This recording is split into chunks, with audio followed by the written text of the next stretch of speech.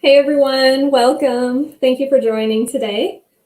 I am going to ask you if you are watching the replay, if you would drop replay in the comments. And I'm wondering, what are you working on for the month of July 2020? What are your financial goals going to be if you've already set them? And I'm going to talk a little bit about goals during the broadcast as well. But what do you have? Are you enjoying a tasty beverage today?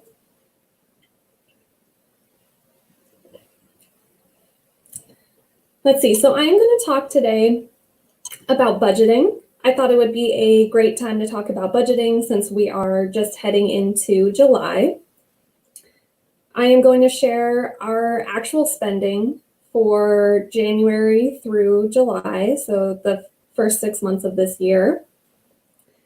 And I'm going to share that because I like using historical year to date or some kind of historical average as a starting point for your budget, since it can be a little difficult to just look at a blank sheet of paper and say, oh, okay, here's my budgeted numbers for the month. So I like to pull those in on my budgeting spreadsheet, and I'll show you that during the stream today.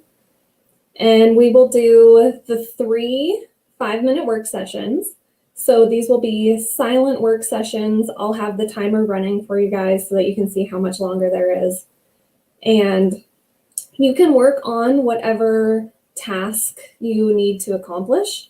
So if you have, financial tasks that you've been meaning to get to, feel free to work on those. I do have a few prompts for you guys if you are looking for inspiration for something to do, like if you don't have tasks prepared for today, which is fine. I'm going to have prompts every Tuesday at every session, so that way we can have kind of the shared experience of working through our finances together, and you don't always have to come prepared with something. So I'll have prompts for you. I have one article today, so it's 100 ways to save. I did not write down who wrote the article. I don't know who it is. I just Googled 100 ways to save. It is different from the last one. The last one I did 100 ways to save on groceries. So this one is just a generic 100 ways to save. Don't mind me grabbing a drink of my root beer. So we'll do the 3 5-minute work sessions, and then in between each one, we'll regroup, talk about what we worked on, and go over any questions that you guys have. And I think there probably will be some today since I'm going to be sharing my actual budget and our actual spending numbers. And so feel free to drop comments during the 5-minute work sessions. Then I can answer them when we're in the regroup, when we're all chatting about what we're working on. So I wanted to talk about budgeting because we are just heading into July. So let me go ahead and share my screen here. And let me see. So this is my template that I use whenever I have clients that don't already have a pre-made budget. So I have the section on top for income and the section on bottom for expenses. These are just generic categories. Feel free to personalize them to whatever kind of expenses you typically have. And I did include the link to this in the description. So if you are on a desktop like me and you wanted to click over, you can actually open this and look at it. I granted you all view access to this. There's 2 tabs, one that's the budget template and one that is budget with actuals, and that's where my actual spending is, and that's probably the one I'll spend the most time in today. So I have the paycheck. You might have more than one paycheck, different kinds of income you would fill in there.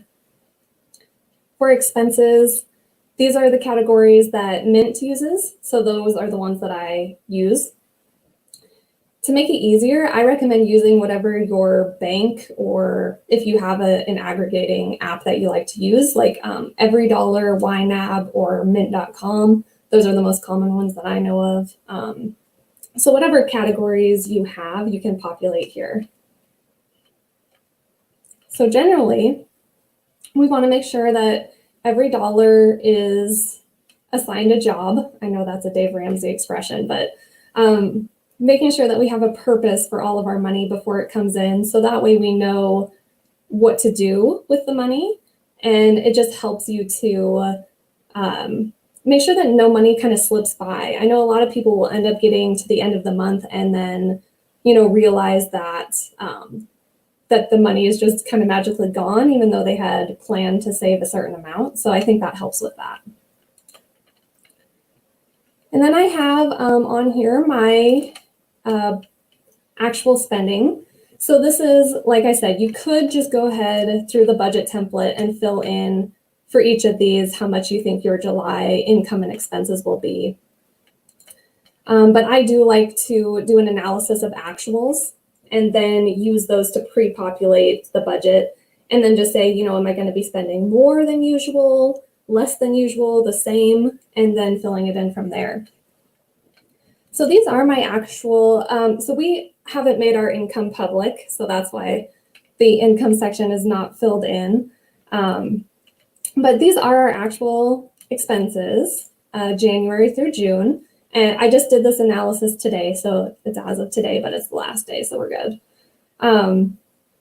So our actual year-to-date spending, and then I divide that by 12, to come up with our monthly averages. Now, our goal for the year is to keep our spending at $40,000. That's been our goal kind of the last few years. So since we're halfway through the year, that means we could have spent about $20,000 would be our budgeted amount. We have only spent $15,174. So we have a budget surplus right now, $4,826. We typically spend less during the start of the year and then kind of more throughout the summer. So we actually have not been budgeting. That was one of our Q1 goals, was just to do cash management instead of budgeting. So going forward, since we're starting to pick up into the time of year where we do spend more money, we're going back to budgeting now for the summer and fall at least, so that way we can keep track of how much we're spending in each category. Now, there are a lot of different ways to budget. And there's not really a wrong way to do it. A lot of people do weekly budgeting. I think that's great. I think it's very detailed. I do just monthly and annual budgeting just because I feel like it saves a little bit more time rather than having to do a fresh budget every week. And there's a few tips that I have along those lines as well. But so essentially our goal is, or our mindset on it is, as long as we are hitting our annual savings goal, we don't really care where we spend the money. So if we end up spending more in travel than we had planned, but if we have less in shopping, it's really immaterial to us. We don't really care where we end up deciding to spend it. But it is nice to have a plan ahead of time. It's nice to think through the month and just think through what kind of expenses do I anticipate having, and just thinking through. It helps for other reasons for planning the month as well. Like, one of the things I always ask is, what birthdays do we have this month? So that way we can plan on, what kind of money to have for giving. Hey, Rochelle, welcome. Let's see. Rochelle says, my goal is to save 10K total for a road to FFEF. Need 3,000 more. Cutting all the corners. Love the monthly averages. Thank you. Welcome. Nice to see you, Rochelle. So, yeah, that's a great goal. You have a 3 pay period month, don't you? It's pretty exciting. Is there really anything better than a 3 pay period month when you're budgeting?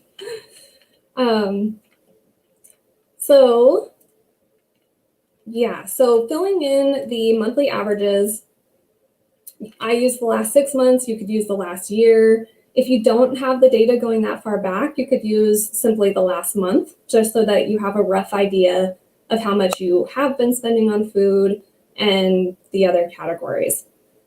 It's really important that we make our budgets realistic. One of the common errors that I see, or common mistakes I see that people make, is being too ambitious with their budget. So cutting really aggressively all the different categories, and then, having a really unrealistic goal. Then you fall off the wagon and get discouraged and just give up on the budget. But I like to try to make sure that it's realistic, and that if I'm trying to cut down expenses in a category, kind of tapering it down instead of just cutting it, going from $600 per month on food to like $300 per month on food would be a pretty dramatic cut. Now, I know there are a few scenarios where that is completely appropriate. If you are facing bankruptcy, or if you have, a lot of debt and you really have an aggressive goal, then I think it's okay to cut things aggressively in the short term. But just long term, I find it's better if we can try to make the budget as realistic as possible, even if it's not quite as aggressive as we would like. So like I said, we have about a $4,000, $5,000 surplus so far. Belva says, just paid grocery bill and it was over 1,000. Yeah, you have a lot of mouths to feed. So thank you for mentioning that. I should say this budget is for a 2-person adult household and a dog. So, looking at, there's a lot of good information online where you can find averages so that if you are maybe spending a lot in a category comparatively. I like to use like the USDA recommendations for food spending, for example. You can get on there and see, okay, for one adult male age 30 to 55 or whatever, that they average about this much for food costs. Just to get an idea if your numbers are about right. And then you can decide from there if you want to cut in that category or keep it the same. We are going to get into our work session soon. Thank you guys for hopping on. I was hoping to just give a little overview of how to budget in general, since I thought it would be good to talk about budgeting today, since we are just going into July now. Welcome, Megan from Her Courage to Plan. Thank you for joining. And feel free to drop in the comments as you guys log in if you are having a tasty beverage tonight and what your goals are for July, if you have any money goals in particular that you're working on. One of our main ones, oh, Verna, hello, Verna Vargas. I agree that our grocery budget has gone up during this pandemic. Yeah, definitely.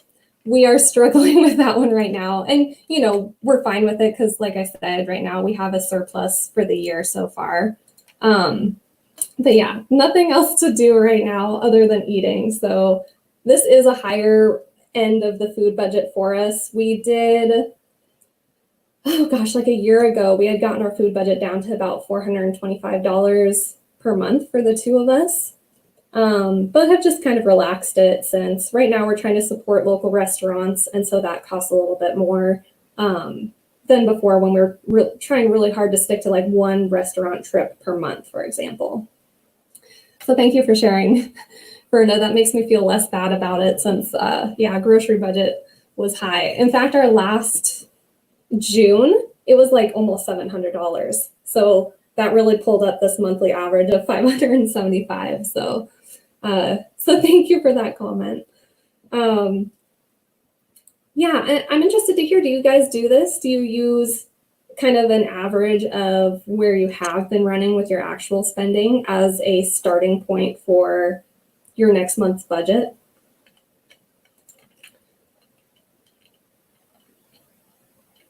And yeah, so I did have on here our actual spending, and then I forgot I was going to remove these and then fill them in as we went, but I did go ahead and do a quick draft on our budget. I do still need to run this by Mr. Finance Rocks. I think he's going to be fine with it.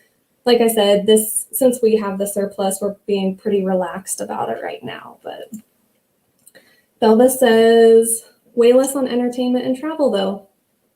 Yeah, I know it kind of balances out, doesn't it, with the pandemic right now. So let's see. We talked about kind of an overview on budgeting. So let's go ahead and get into our first work session. So for the first work session, I figured we could work on our July budgets. And if you've already worked on your July budget, doing a June review or a year-to-date review, so January through June. And once again, these are just optional prompts. If you came with a few tasks that you need to work on, feel free to work on those. If you want to drop in the comments what you're going to be working on, if you'll be doing this. And it will be a 5-minute silent work session. So I will turn on the timer here and I'll mute myself so it'll be quiet. And we will work. Feel free to drop questions in the comments. That way I can answer them when we regroup after the 5 minutes. Yeah, any questions before we move on to the work session?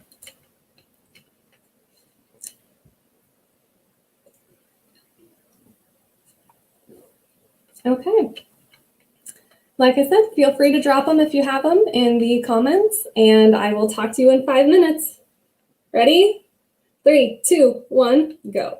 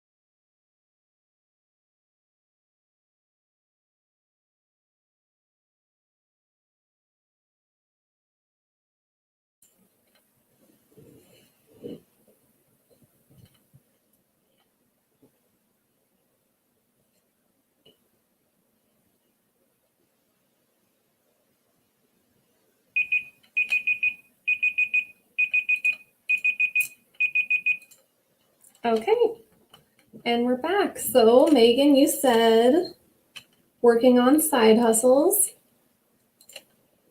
Awesome, great use of the time. Doing some surveys. I've tried surveys before, but a lot of the times the ones I've tried, like I get to the end of the survey and they're like, oh, you actually don't qualify for this. And so I'm like, what? I just spent all that time filling it out and then you don't get the reward for it. So do you mind sharing what you use for that? Just curious. Okay, so how did the work session go, everybody? I'm trying to decide still how long to make the work sessions. So if you have any feedback on, is 5 minutes too long, too short? You know, were you able to get accomplished what you had set out to do, or you know, is it something that we should adjust? So I'm open to feedback on it, but I did have a few other things on budgets. So I do recommend doing a different budget every month because every month is different. And I think that a lot of people will like write up a budget and then just expect themselves to have that same budget every single month. But, you know, since we're trying to make our budget realistic, so that way we'll be motivated to stick with budgeting instead of discouraged, you know, having that be a fresh slate every month, I find is helpful. And then it ties in with like the purchase procrastination that I do too, because if I'm doing a fresh budget, that triggers me to look through that list of, you know, here are the things I'm procrastinating on. Can I work these into the current budget? So Berna says, my hubby has an extra paycheck this month, so I'm planning to save it. Yay! Oh, I love a three pay period month. Excellent. And Megan at Her Courage to Plan says it's not for everyone. Definitely need patience for the surveys. Yeah, I have beginner tutorials on my channel. Oh, cool! I didn't know that. I'm currently working on swag bucks, but the other two are my points and branded surveys. I do use swag bucks, and like I said, I've struggled with the surveys in there, but yeah, thank you for sharing that. That's great. I did also want to talk a little bit about, let me share my screen here again and go back to my budget. Talk about sinking funds. Now, if you're unfamiliar with with sinking funds, it essentially is a way to save up for expenses that happen once a year or infrequently. So that way you don't have to take on like the full expense in 1 month. So like our property taxes, for example, are $1,344 every 6 months. So instead of having to cut that out of one budget, I do set aside $224 every month. So that way when it comes time to pay it, the money is set aside and ready to go. That way I only ever have $224 in my budget instead of 1 month with $1,344. So I do have kind of a separate system for tracking that. I probably will do more about cash management in the upcoming month here in July. Just talking about how I manage those sinking fund dollars and make sure that they're set aside so that way when those expenses come up, the money is available. So in July, I won't actually spend $224. That money will get sent to the sinking fund essentially. Do you guys use sinking funds? I think, Rochelle, you said that you use sinking funds, right? I think that they're a really great way to kind of make sure that all your bases are covered for your budget, so that way you're not short on things and having to drag dollars from somewhere else. And I think that that's another one of the benefits of doing like your annual or like 6 months worth of spending as a starting point, is because it helps you to catch those infrequent expenses and make sure that they get accounted for in the current month.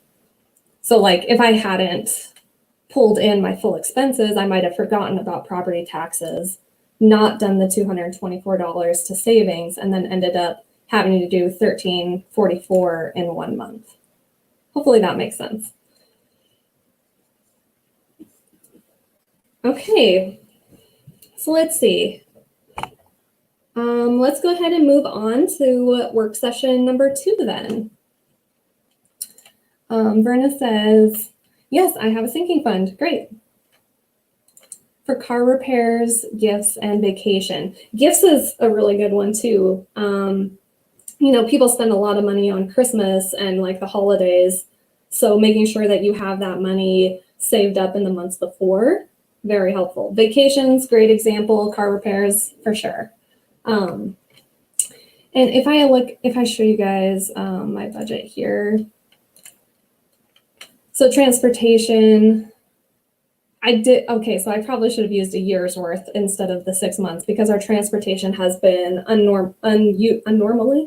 unusually low for the last 6 months since because of the pandemic, we haven't really driven anywhere. So I probably will increase that either before July or going into August. I still don't think we're really going to go anywhere in July. Still trying to do social distancing, unfortunately.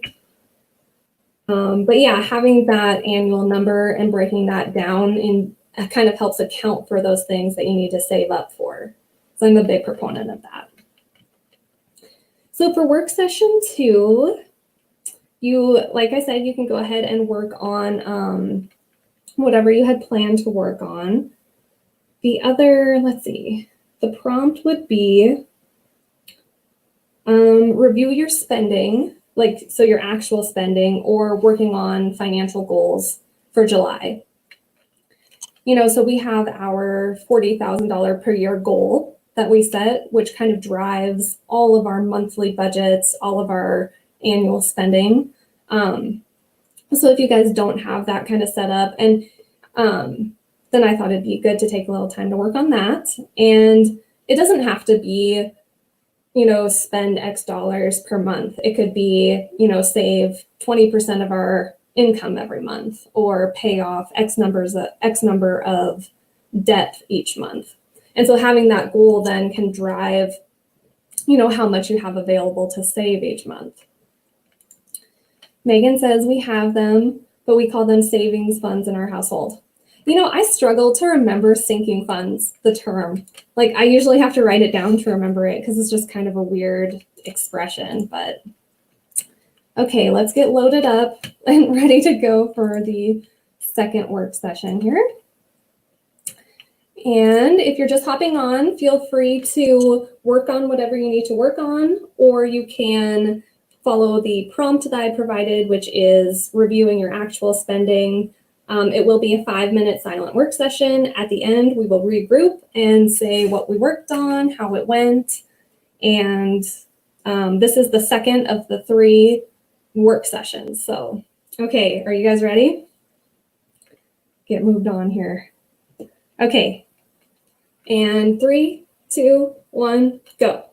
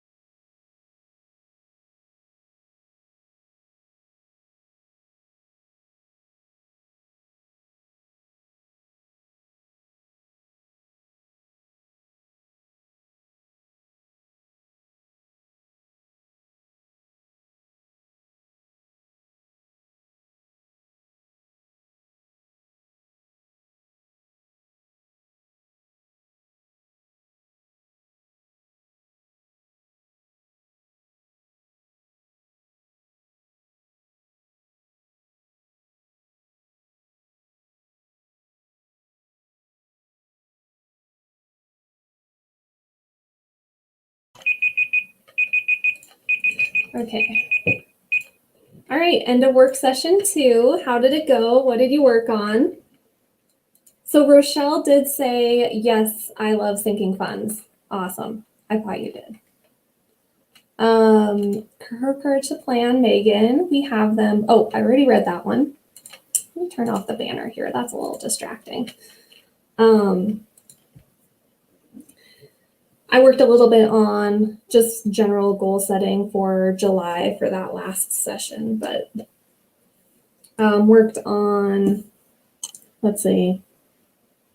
The other thing I was going to do for this session that I forgot to add to the notes was updating net worth.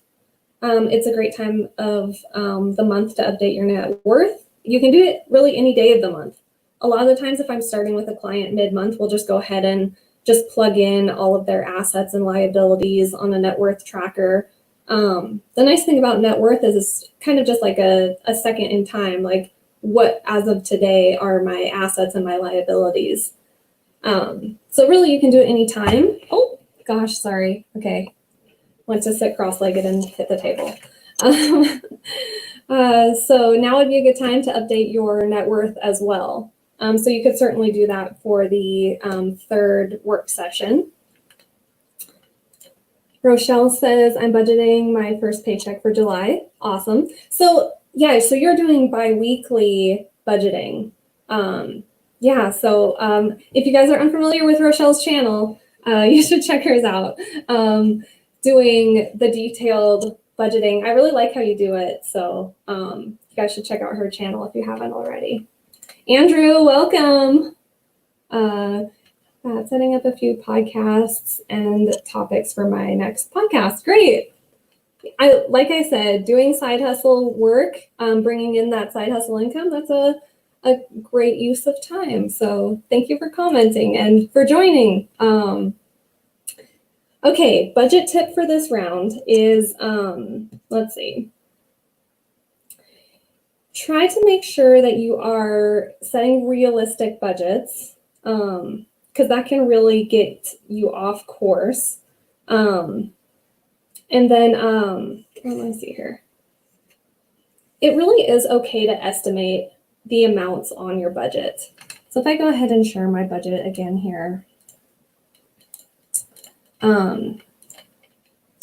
If you are unfamiliar, don't let that stop you from going ahead and filling out a budget anyway. Even if you have just a rough estimate on what you're going to be spending, like if it's pets and you're not really sure, estimate it the first month, and then as you go, you can start accruing the actual numbers that you have actually spent, and then that can help inform your future budgets. It's a learning curve to be able to budget successfully. Like it took us several months to kind of hone in on how much on average we spend each month. Because if you don't have that information, it's a lot harder to make a realistic budget that you can actually keep. So don't be afraid to estimate those amounts as you're going through. And that applies to income as well, income or expenses. So Megan says, reconciled account, paid extra debt payment on the HELOC, great, and reviewing debt payoff tracker for the video update. Excellent. Yeah, so bill paying, I think that would be a great use of the time on these Tuesday work sessions. I've been thinking about like phone calls, but it's kind of later in the day here anyway.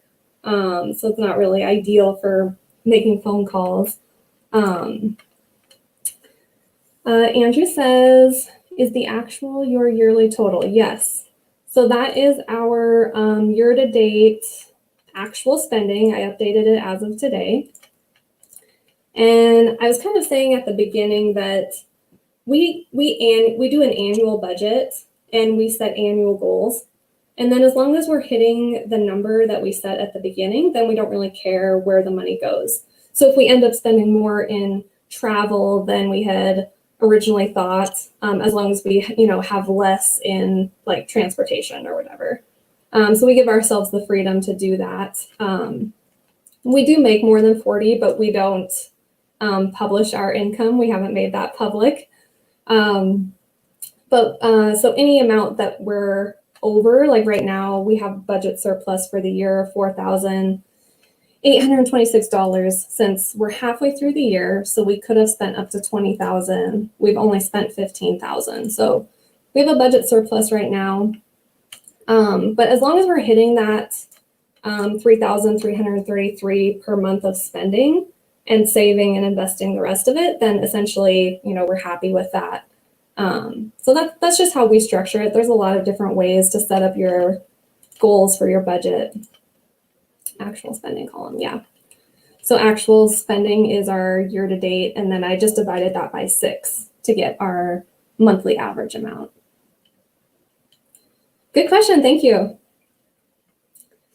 Okay, the biggest mistake that I think people make with their budgets is to not think about how they're going to change their actual day-to-day spending to hit those budget numbers. A lot of people fill out the budget, put it in a drawer, never look at it again. So making sure that we are checking back in with that budget and really making it a day-to-day thing. Because if you change nothing about your day-to-day habits, then really nothing's going to change in your budget. So I did include in the description a link to an article, and I can pull it up here just so that you know what it'll look like. But it is on the simple dollar, and it's 100 ways to save money. It is a different article from last week. Last week was 100 ways to save on groceries. This is just a more general 100 ways to save. And I wanted to ask if you guys ever have suggestions for topics for these work sessions, or if you have articles that that we could share and read together. Go ahead and email them to me. It's rocks@financerocks.com is my email. So like I said, for this next 5-minute session, this will be the last one.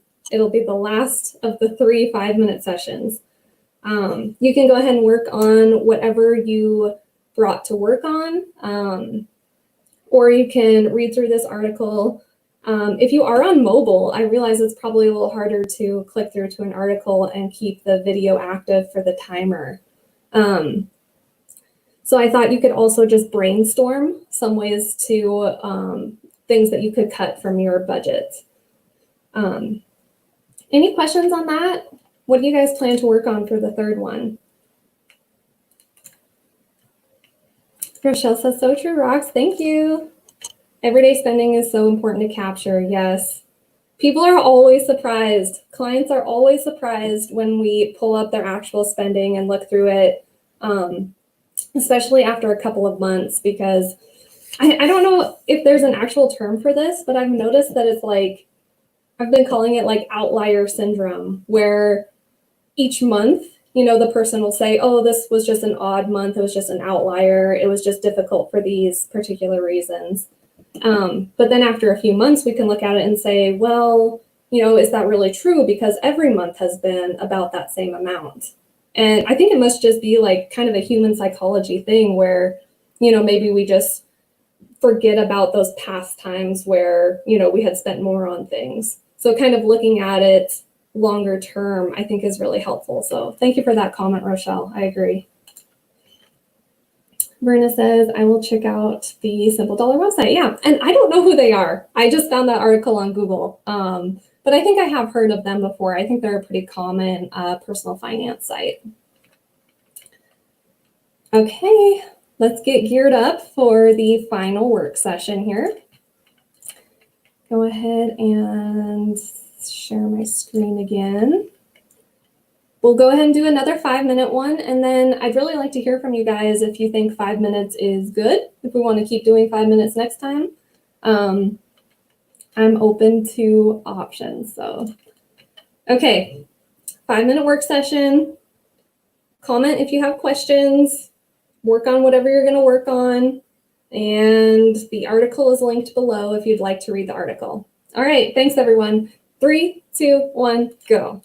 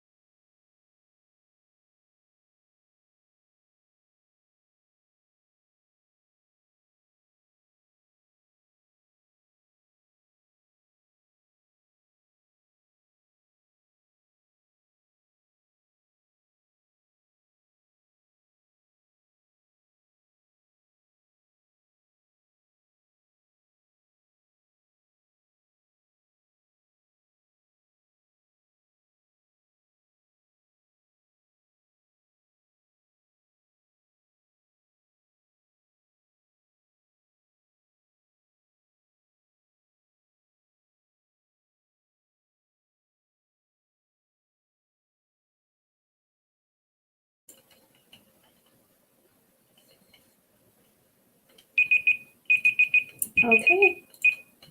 All right, and that's the end of work session 3. Let's see here. I did not check the comments that time, so let me see. How did it go? Do you have any feedback for me? What was helpful from this session? I am excited. Tomorrow is actually our 6-year anniversary of paying off the end of our debt. So 6 years completely debt-free, no mortgage, car payments, student loans, anything. So I'm going to try to do a bonus video this week. So I usually publish videos on Friday. I'm going to try to do one tomorrow as well with the title is going to be 6 tips or 6 lessons learned from 6 years of being debt-free. So July 1st, 2014, we paid it off. So always excited at the anniversary for that. And then for the Friday content, I am working on kind of how to deal with friends that aren't supportive of your debt-free journey. A lot of the times our friends are great and supportive, but sometimes they're not so supportive when it comes to cutting back spending or trying to pay off debt or stick to a budget. Rochelle says, congrats, thank you, Megan. Happy debt-free anniversary, thank you. Verna says, I think 5 minutes is sufficient time to do the tasks. Thank you, great, okay. Congrats on your debt-free anniversary, thank you. I can't believe it's been so long. It blows my mind that it's been 6 years since we moved here and paid off the end of my student loans. It was like $8,310 was my final payment. I had been hoarding cash since we were buying our house at the time, and we weren't sure like how much my husband was going to get paid from cashing out our farm stuff. So I had been hoarding cash, and then once we got the final numbers on like what our cows were going to be worth, then I went ahead and paid off the end of the student loan. So that was it was $49,000 total. So not a huge amount of debt, but decent chunk. Happy to be rid of it. Okay, that is really all I have for you guys. If you don't have any other questions, I'll let you go. About an hour. Andrew says, yeah, for my friends, they are largely anti-consumer debt, but do spend like crazy. Yeah. It's a different beast, controlling spending when you have debt and when you don't. So I'm not saying one is harder than the other. Certainly it's hard, when you have a lot of monthly obligations and trying to, stretch every dollar and pay off as much as you can when you're paying off debt. And then it's a different kind of difficult when you have money and can spend it, just trying to be reasonable and save for retirement and those kinds of things. So they're both kind of difficult. It was more difficult paying off debt, I'll say that. Verna says, we just paid off our mortgage. Congratulations, this past March, that's great. How's it feel? Dancing on your behalf. That's great. Yeah, it is so nice being mortgage free, I'll tell you. For the video that I'm doing tomorrow, I was looking at the averages, and like the average mortgage is like $1,030, something like that per month. So I'm like, that money is basically money that we have free now to do with whatever. Essentially, it goes to our travel budget. Travel budget. Not this year because coronavirus, but that's great, Verna. Congratulations. And thank you for joining. I don't know that I've seen your name on here before, so welcome to the channel if you're new. That's great. Does anyone else have any wins? I love hearing wins. It makes me so happy when people are hitting their financial goals and making progress on things. So if you ever have them, feel free to share them. Rochelle says, congrats, Verna. It feels awesome, she says. With rates so low, why pay off a mortgage early? Oh, okay. That's an in-depth question. I feel pretty conflicted about mortgages. And maybe this would be a good topic to have for the interview next week, or to talk about at another time, because it's a whole thing. Like we just bought our house in cash, so we never had a mortgage. And I have thought before, like, should we have taken that money and invested it instead? And so that's kind of like the ultimate of, why pay off a mortgage early. I don't know. There's certainly the stress of having a mortgage. I think a lot of people don't really consider like whether or not they're over leveraged when it comes to like their mortgage and their debt. I don't think that it's quite as simple as just comparing the interest rate that you would get on investments compared to the interest rate on your mortgage. So, but good question. Certainly there's a lot of people that would say, don't pay off your mortgage early. So I would like to retire without a mortgage. 51, good vibes. Yeah, the power of having low monthly expenses too. So, like right now we're spending like, I can't remember, $2,500 per month total, like since we don't have a mortgage. So we're able to save and invest a lot of money every month. So planning to retire at 55. Yes, that's awesome. So yeah, good discussion, you guys. Thank you. Thank you for joining. With that, why don't I go ahead and turn you guys loose? We've been just around an hour, so thank you so much for joining. Check back in on Fridays for my recorded videos. And then every Tuesday, I'm going to hold these work sessions, 3 5-minute silent work sessions. I think that we like that format, so we'll keep that. I will have a theme for each one. So the theme this week was budgeting.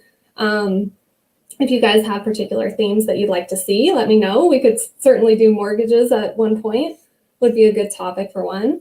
I'll probably do cash management coming up, get more into kind of my tips for how to manage cash when it comes to like emergency funds and sinking funds, all those different things, how to make sure that you're hitting all those goals. Brenna says, I'm in Canada, so we don't get to claim our mortgage interest in our taxes. I did not know that. Interesting. I mean, very few people get to here now too, since the standard deduction is so high that I think very few people get to itemize and claim their mortgage interest. So interesting. Complex. Thank you, Megan. Verna, thank you so much. I'm glad you enjoyed it. Thank you. Okay. All right. Thank you, everybody. And I will see you next time. Until next time, I hope your finances rock. Bye.